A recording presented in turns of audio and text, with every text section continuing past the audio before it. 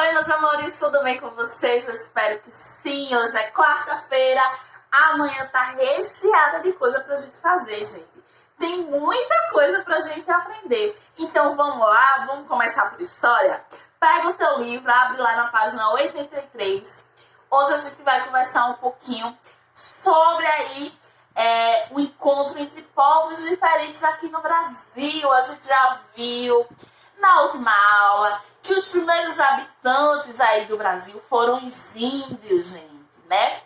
E a gente tinha aí muitas tribos indígenas que ocupavam toda a extensão territorial do litoral do Brasil, né? Das praias. E a gente conversou também um pouquinho sobre os costumes, né? A gente viu aí que os papéis são divididos, né? Os homens têm atividades específicas, as mulheres também, as crianças e os idosos também. Mas, gente, hoje a gente vai descobrir, sabe o quê? Que os grupos indígenas, eles eram chefiados por um membro, tá? Geralmente homem, que demonstrava coragem, demonstrava força, sabedoria, tá certo? E por conta desse conjunto, ele era muito respeitado pelos demais moradores da tribo, pelos demais índios. E aí, ele era o chefe, tá? Era o pajé, tá bom? Pajé não, o cacique, tá? O pajé aí é uma pessoa também de extrema sabedoria, mas que cuida das questões religiosas, tá? O cacique, gente, ele orientava aí a tribo nas decisões que tinham que ser tomadas, tá? Por exemplo, como escolher a hora de procurar outras terras para plantar, tá certo? Ele também chefiava aí os índios em, como é que eu posso dizer? Em operações, em momentos aí de algum conflito entre tribos, né? E era ele que chefiava toda essa questão, tá certo? Na página 83 do livro de história, a gente tem aqui, ó, uma imagem. Eu quero que vocês observem essa imagem. Essa imagem aí é um quadro que foi pintado por Debré, que é um pintor que veio aqui para o Brasil, tá? E ele... como é que eu posso dizer? Eles visitaram o Brasil aí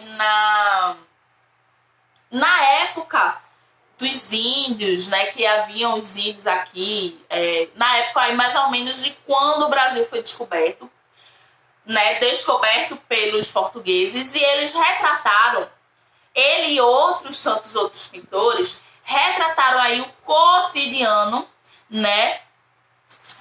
Desses povos que habitavam aqui o Brasil. Então, bora lá.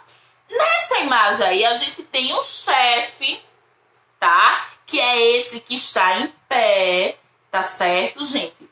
Com aí, ó, um ornamento na cabeça, né? Bem bonito. E com a lança na mão. E ele tá aí, junto com as pessoas ao redor, se preparando para uma festa, tá certo? Vejam aí que as mulheres estão pintando, né, ele. E isso era muito comum, gente, tá? Até hoje os povos indígenas, cada povo indígena tem os seus próprios desenhos, tá? Que são pintados no corpo com carvão ou com urucum, tá? Eles maceram, né? Amassam, misturam com um pouquinho de água e faz a tinta. E eles pintam os corpos, né? Pintavam e ainda pintam os corpos em momentos de celebração, de festas, né? Casamentos, festas referentes a colheitas e também em conflitos, tá certo? Então, gente, a gente já sabe aí que em 1500 os portugueses chegaram ao Brasil, né? E quando eles cruzaram o Oceano Atlântico em caravelas, caravelas é o nome dos barcos que eles faziam as viagens, e eles chegaram aqui no Brasil, né? nas praias, eles se depararam com os indígenas, os grupos indígenas, certo, gente? E a partir desse momento, a vida aí desses grupos indígenas mudou, tá? Por quê? A partir de algum momento, os portugueses começaram a perceber o pau-brasil, que era uma árvore que tinha abundância aqui nas terras brasileiras, e era uma árvore, gente, que quando a gente retira aí a casca dela, o interior dela é vermelho. Eles começaram a pensar que esse tronco, essa madeira poderia servir aí para pintar tecidos, né, e fazer outras coisas. Então, eles começaram a ver uma oportunidade, né, de mercado, uma oportunidade aí de vender, né, de usar esse produto para ganhar dinheiro. Então, eles começaram a extrair o pau-brasil, tá? E começaram a escravizar os índios, tá certo? Então, eles começaram aí a fazer com que os índios derrubassem a mata, né? Transportassem esses paus Brasil. E, gente, era trabalho forçado, era trabalho que os índios não estavam preparados para fazer, era um trabalho que os índios não estavam acostumados a fazer. E no início foi muito legal, porque os portugueses, eles davam aos índios alguns objetos que os índios não conheciam, né? Então, roupas, pente para o cabelo, o espelho, que os índios não conheciam o espelho.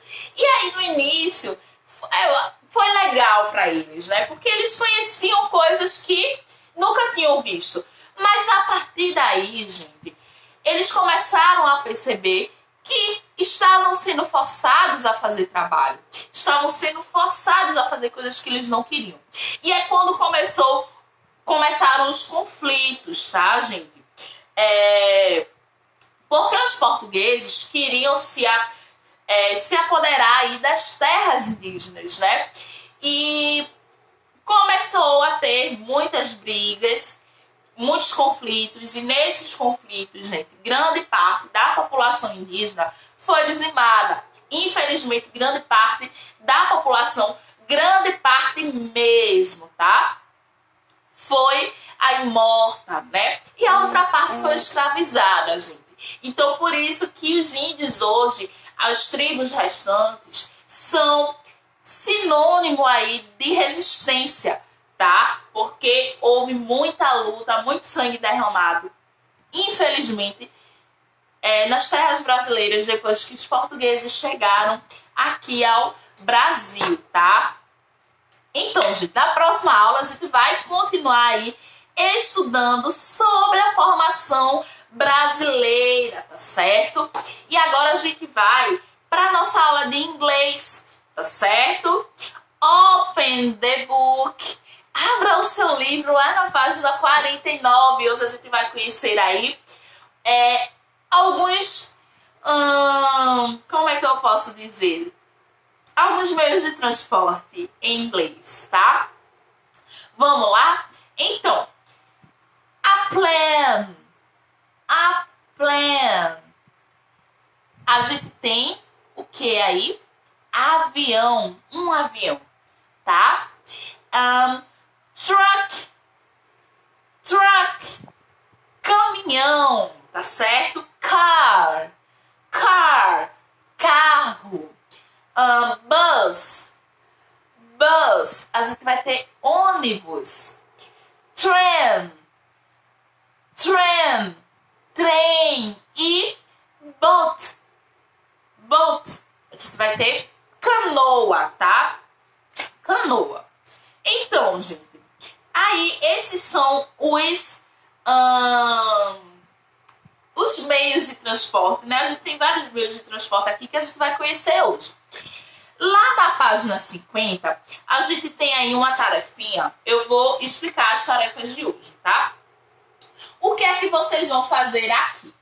vocês vão escolher um desses meios de transporte, tá? Nós temos boat, train, car, plane e truck aqui, tá? Nós temos boat, que é canoa, truck, caminhão, car, que é carro, train, que é trem, e plane, que é avião. Vocês vão escolher um desses e vocês estão vendo que tem aqui, ó, um quadradinho. Olha só. Vocês vão se desenhar nesses quadradinhos, tá? Escolheu qual é o seu meio de transporte preferido, se desenha nele, tá? Depois que se desenhou, aqui embaixo vocês vão completar com o nome do meio de transporte que vocês escolheram, tá? Agora vamos lá. Lá na página 51, olha só, vocês vão completar aqui. Cada criança dessa está desenhando meio de transporte diferente, tá? Então, vocês vão olhar, essa criança está desenhando o quê? Ela está desenhando um ônibus, um carro, bus, car, plane, train. Qual será que ela está desenhando? Identificou qual é o desenho dela? Procura aqui, ó, qual é o nome e completa o espaçozinho que tem em cima da criança, tá? E aí vocês vão fazer a mesma coisa com todos os outros. E aqui, ó, nesse espaço, vocês vão desenhar o meio de transporte favorito de vocês, certo? Vocês vão desenhar aí o meio de transporte favorito e depois já escrever o nome dele aqui. Dentre esses meios de transporte que a gente estudou hoje, boat, car, plane, train, truck, bus, qual é o que você mais gosta? Escolheu? Desenha aqui e depois completa com o nome dele embaixo, tá certo? Tá super fácil essa atividade, gente. Vocês vão tirar de letra, tá certo? Agora, vamos para a nossa última aula da manhã. Vamos para a língua portuguesa. Ó, abre o teu livro lá na página 138. Hoje a gente vai estudar sobre as palavras com C cedilha e as palavras com C, tá? Então, gente, as palavras aí com C cedilha, o que é um cedilha, tá? O cedilha, gente, é um sinal. Eu vou colocar um C aqui com um cedilha embaixo. Tá vendo esse rabinho aí embaixo do C? Esse é o cedilha. O cedilha, ele é usado embaixo do C, antes das vogais A, O e U, tá? Por que essa diferença? Bora lá. Qual é a família do C mesmo? K, C, Si, Có e Cu, não é isso? Então, o C antes do A, do O e do U, ele vai ter som de K, tá? Então, C com A, K, C com O, Có e C com o Cu. Ele vai ter som de K. Agora, o C antes do I e do E, ele vai ter som de S, né? C e Si. Beleza? Mas existem algumas palavras em que o C antes do A, do O e do U, ele vai ter som de S, tá? Para que esse C antes do A, do O e do U tenha som de S, a gente vai fazer o quê?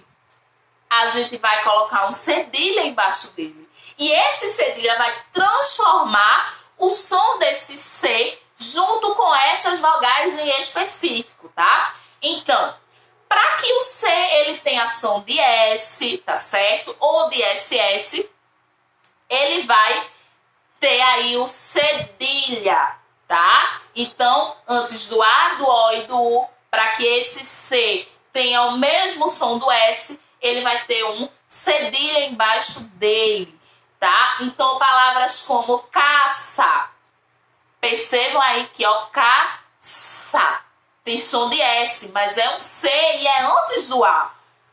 Quer transformar esses... É para transformar em som de S, cedilha embaixo do C. Bora lá. Outra palavra. Bagaço. Olha só o cedilha aí, antes do O, transformando o som desse C, transformando de Có para Sol. Deixa eu pensar uma outra palavra que seja com cedilha, o C cedilha antes do U. Gente, pior que não me vem nada na cabeça. Ah, caçula. Olha só, o C cedilha aí, antes do U, transformando o som desse C em S, tá? Então, gente, o cedilha a gente usa antes do C, o cedilha a gente usa abaixo do C, tá? Mas não diante de qualquer letrinha, tá certo? Só quando esse C estiver aí com A, com O ou com U, tá? Eu espero que vocês tenham entendido, meus amores. Qualquer dúvida, só me chamar, tá bom? Beijos e até a próxima aula. Tchau!